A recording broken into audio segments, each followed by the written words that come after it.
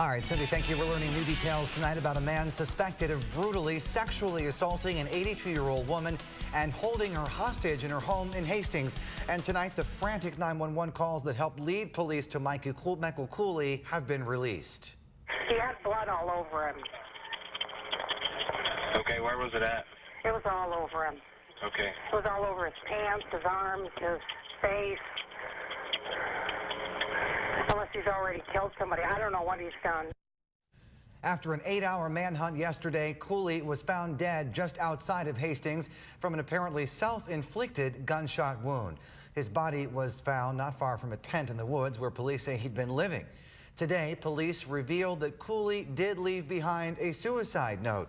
News Channel 3's Jared Worksma spoke with one of Cooley's childhood friends who can't believe he was even capable of such brutal crimes.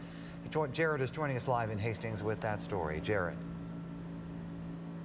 And Joel Fuller has known Michael Cooley since they were both in elementary school. He says he knows that his friend had struggled with addiction for years, but he cannot believe the horrors that he is accused of now. When did you first realize that he was in trouble? Just this weekend, he had texted me and said that he and his mom got in an argument. His mom was going to leave and he couldn't stay there no more. He didn't know really where to go and he was asking for help. Last time Joel Fuller saw Michael Cooley was at this backyard barbecue Fuller hosted last summer. He says Cooley struggled with addictions for years, but at the party, he seemed good.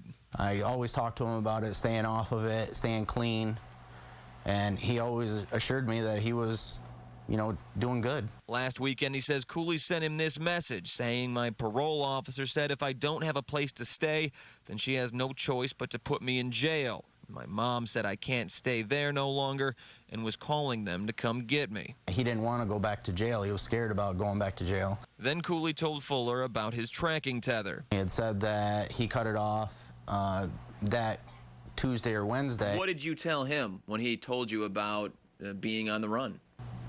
I talked to him about, turning himself in. Fuller wishes he had heard about the manhunt sooner. I tell you, if I would have known that he was in that trouble, I would have been right up there and I would have walked right up to him and said, "What are you doing? This is ridiculous. You're better than this. This isn't you." He's never been a violent person. He's always been soft-spoken. And that leads me to believe that he just went through some type of breakdown. He just felt like there wasn't anything left for him. I think that he knew that it was the end and that he wanted to show people how badly he was hurting. I don't know if that makes any sense. He believes drugs were likely a factor. For somebody to be that unstable, he definitely had to be on something.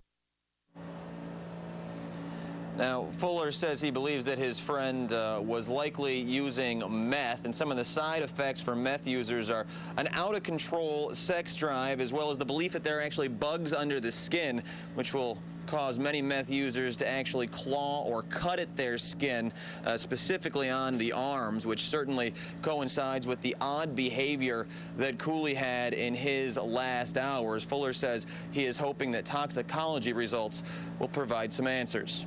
Reporting live in Hastings tonight, I'm Jared Worksma, News Channel.